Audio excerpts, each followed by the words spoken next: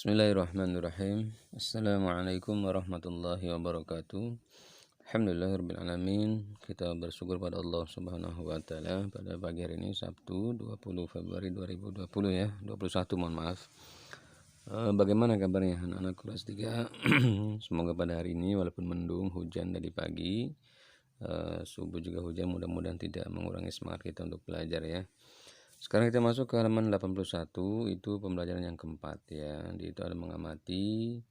Ada pada pertemuan yang lalu, Lani dan teman-teman sudah berlatih gerakan. Nah, ini gerakan berjalan, meliuk dan mengayun mengikuti irama. Nah, ini mencobanya dengan menggunakan lembing atau olahraga yang menggunakan lempar lembing biasanya. Seperti bola cuman agak lonjong biasanya itu. Itu alat untuk yang digerakkan, alat yang dipakai untuk gerakan tersebut. Sekarang kita masuk ke halaman 82. Ini berlatih. Ternyata selain olahraga secara rutin, kalian harus makan dan minum yang bergizi. Nah, gizi yang terkandung dalam makanan membuat tubuh sehat dan berenergi. Ini kisahnya adalah kisah buah-buahan, asal muasal buah-buahan dari para petani. Mereka bekerja keras mengelola energi agar buah-buahan yang ditanam berbuah lebat. Nah, itu petaninya sudah melihat panen itu pohon-pohon mangga kalau nggak salah ya itu. Kemudian sama dengan petani setelah panen dia menjual ke pasar, dan pasar kemudian langsung dilempar-lempar lagi ke yang lain atau diloper-loper ke tempat-tempat tertentu lagi ya. Setelah itu ternyata proses buah itu luar biasa panjang harusnya, atau sirkulasi atau waktunya ya, dari mulai petani menanam dari kecil, dari buah, kemudian besar, tumbuh, dipupuk dan sebagainya. Setelah itu dipanen, kemudian dijual ke pasar, dan pasar dijual juga ke warung-warung ya. Maka itu merupakan proses yang lama. Sama dengan membuat baju. Ini gambarnya pohon kapas, kemudian ditenun dan kemudian dijahit. Itu luar biasa. Artinya di sini bagaimana kita menghargai proses atau sebuah proses terhadap sebuah benda ya, baik buah-buahan ataupun pakaian baju yang kita pakai. Kemudian 84, tugasnya lengkapi tabel berikut. Energi apa saja yang dikeluarkan seorang penjahit saat membuat baju? Apa kewajibanmu terhadap pakaian yang dimiliki? Nah, silakan dilengkapi itu. Kemudian berlatih 85.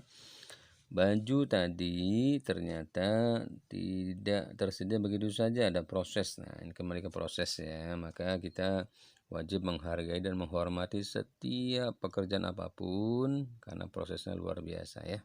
Apalagi proses tersebut dipakai untuk beribadah pada Allah Subhanahu wa taala. Masya Allah. Sekarang kita lihat, coba hitung waktu yang kegiatan berikut ya. Ini ceritanya Bunia pergi ke pasar.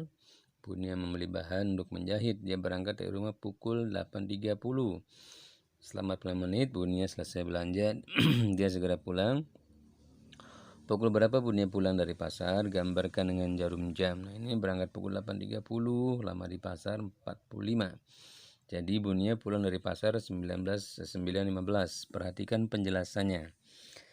8.30 ya kan, ditambah 45 menit berarti 8.75 menit ya kan, pukul 8 lebih 75 menit. Nah, pukul 8.75 menit sama dengan pukul 8 ditambah 75 menit. Nah, sekarang jadi pukul 8.75 menit adalah pukul 8 ditambah 60 menit ditambah 15 menit. Nah, pukul 8 00 atau 1 jam plus 15 menit. Jadi tibanya ada pukul 9.15 menit. Jadi Bunia pulang dari pasar pukul 9.15. Jadi kita dapat gambarkan jarum jamnya sebagai berikut. Yaitu silakan. Ya, kemudian berikut ini beberapa soal tentang lamanya suatu kejadian. Jawablah soal-soal berikut. Silakan 1, 2, 3, 4. Kemudian yang kelima juga ada ya. Silakan dijawab 1 sampai 5 dengan menggunakan contoh pada soal yang pertama tadi atau tentang Bunia tadi ya. Sekarang kita lanjut kepada pembelajaran yang kelima. Ini siswa membutuhkan sarana belajar. Sarana ini diperlukan untuk siswa dapat belajar dengan nyaman. Siswa perlu ruang kelas yang bersih, perlu halaman yang bermain, halaman yang luas untuk bermain, dan sekolah juga menyediakan energi listrik untuk keperluan belajar, listrik untuk penerangan, listrik untuk menyediakan air, dan listrik juga menghidupkan peralatan yang diperlukan selama belajar seperti kipas angin ya. Kemudian silakan kalian baca. Setelah itu kalian telah membaca wacana di atas, kemudian jawablah pertanyaan berikut. 1. Apa sajakah yang dibutuhkan agar kalian dapat belajar dengan nyaman? Berikan 3 contoh ya. Kedua, apa yang perlu disediakan sekolah agar siswanya dapat belajar dengan nyaman? Berikan 3 contoh, masing-masing 3 contoh ya. Kemudian yang ketiga, tidak. Apa kewajiban siswa terhadap sarana yang disediakan sekolah? Nah, kewajibannya apa? Yang 4, berikan 3 contoh lagi. Yang kelima, sama 3 contoh lagi ya. Kemudian berlatih, kita lihat sebagai warga sekolah yang baik, kalian memiliki kewajiban untuk menggunakan energi dengan baik. Berikut ini contoh perilaku yang menunjukkan kewajiban menggunakan energi dengan baik. Berilah tanda centang atau checklist pada gambar yang sesuai. Berikan tanda silang pada gambar yang tidak sesuai ya. Silakan. Dari 1 gambar, tidak ada 6 gambar, tapi di 3 kategorikan. Tuliskan 3 contoh kewajiban menggunakan energi di rumah. 1, 2, dan 3 silakan juga ditulis dan dilampirkan ya. Kemudian yang ke 94, ayo berlatih. Setiap hari kita menggunakan energi. Tanpa energi manusia tidak dapat melakukan aktivitas. Semakin lama aktivitas dilakukan, maka semakin besar energi yang digunakan.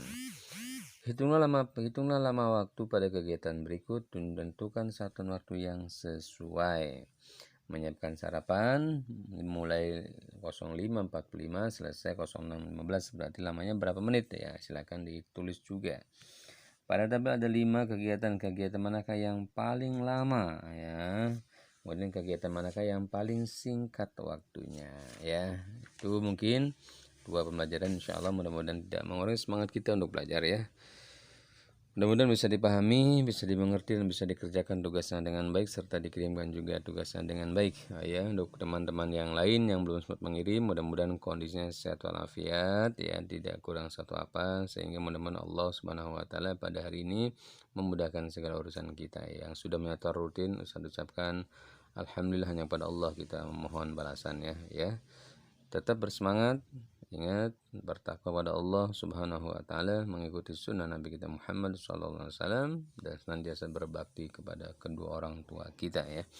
Jangan membantah, jangan membandel, dan jangan melawan perintah orang tua, sebab apa yang orang tua perintahkan insyaallah bertujuan baik untuk kita semua ya. Saya akhiri, billahi taufiq wal hidayah. Assalamualaikum warahmatullahi wabarakatuh.